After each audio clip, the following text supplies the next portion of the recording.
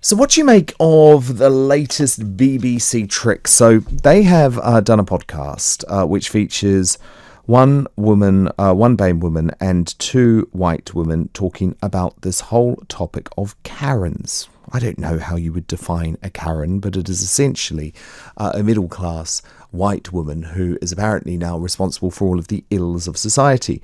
This podcast, No Country for Young Women, decided to discuss white women's privilege, and the discussion, which many people have branded racist, turned quite nasty. Have a listen to the whole thing in context and we'll discuss it off the back.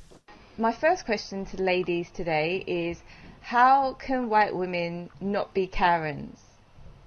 Educate yourself, read some books so that you are aware of the histories and of white people and race. I think as well, like, just try not to be defensive about things, and particularly try not to be defensive about your whiteness. So I think a lot of the time when women are Karens, it's because they are completely unwilling to accept that their whiteness is a privilege, and they want instead to be treated in a special way because they're women, or they feel like they don't want to kind of interrogate how they're behaving might be racist or what they're doing is problematic. So I think like you have to be ready to think critically about your identity and your privilege, and that's really important. Yeah, and don't be so loud. Like stop shouting and stop attacking black voices, and instead you should be uplifting them. Mm-hmm. Yeah, get out of the way, basically. Yeah, basically leave. Basically leave. That's the advice of two white women, Dr. Charlotte Riley and Amelia de Moulgenburg, the journalist. Stop shouting, get out of the way, and just basically leave. Can we just imagine for 1 second if that advice had been given to any other group in society, any other ethnic group, any other type of sexuality? Just imagine the outcry there. And by the way, is this really the role of the BBC? Well, I don't think so. And neither does Ramsha Khan. I have read a fascinating piece that she has written for the Free Market Conservatives website, where she talks about her time doing work experience at BBC Manchester and BBC London. Now, Ramsha Khan is a British Pakistani woman. And she says, perhaps naively, I expected the BBC to help nurture my perspective of the world and British society. How wrong I was. By the end, I felt totally suffocated. Virtually every interaction I had at the organisation seemed to be channeled through the lens of race and intersectionalism.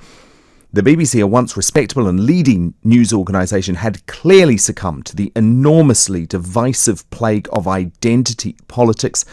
The same organisation which had delivered historic interviews and astonishing journalism in the past was now engaging in fierce political correctness and groupthink. Well, Ramsha Khan joins me now. It was an absolutely fascinating piece, Ramsha. You say when you were at the BBC there was a fixation across almost every news story and topic of discussion. The fixation, though, was with someone's race, sexuality or gender. And actually, you say as a British Pakistani woman, it led you to feel alienated. Yeah, hi. So when I went there, I was kind of expecting everything to be like really professional, which it was, of course. But I didn't realize that the environment would be so hypersensitive about race. I mean, I never really thought about my race or other people's race, but like when I went there, everything was so racialized that I just felt paranoid. So it was definitely a thing over there. And at first, because I was so young, I thought, okay, maybe, it's just the current political situation or something. But I realized that's how they actually are. They actually, really overplay identity politics. My goodness, this is what they do, isn't it? It's how they frame every debate. It's all they think about. And I just played that clip there from this podcast featuring Dr. Charlotte Riley and Amelia de Moulgenburg, where they tell white women to basically leave the discussion. What's your reaction to that podcast? I mean, what identity politics does is that when you identify everything in this groupthink manner, you often develop hostilities towards other groups, and you kind of have a sense of superiority over them.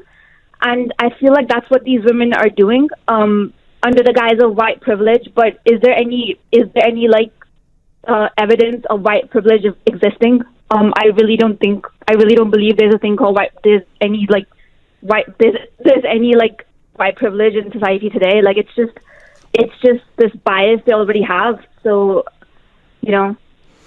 The line in your piece that really struck me is you say that the tribal identity politics at the organisation actually combined with already perceived stereotypes of the BAME community, and you say it made you feel like a victim due to the colour of your skin rather than a free individual with an independent mind. And that, to me, Ramsha, is an indictment on the way the BBC is operating.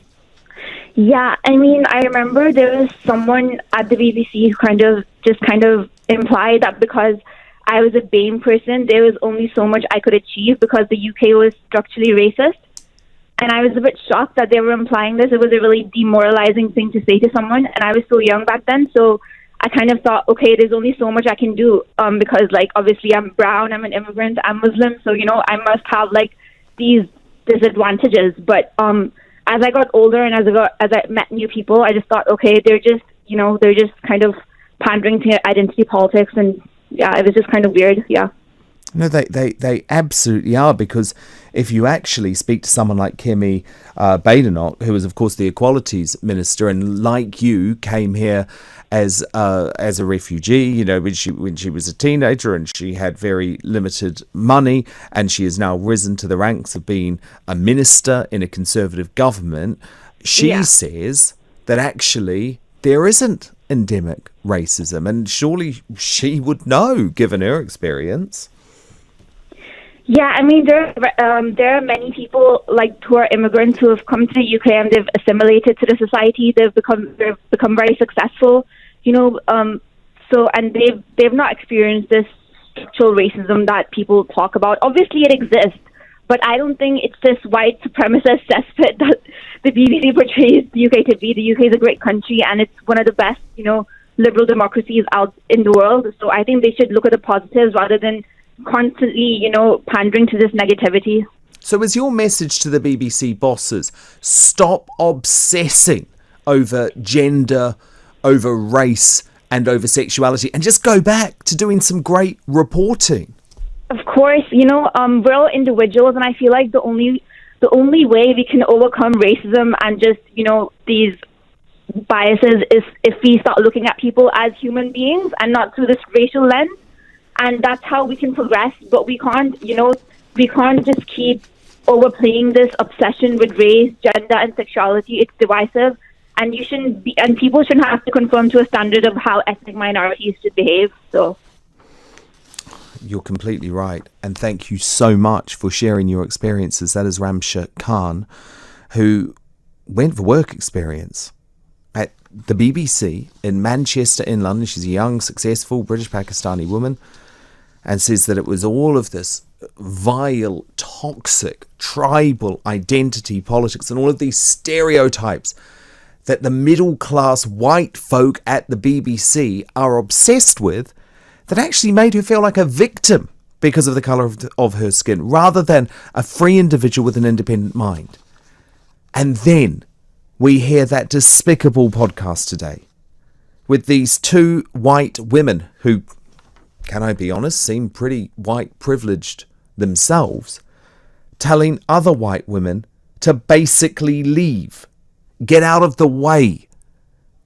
That's surely not a way that we should be talking about any group in society, even if you do happen to be white.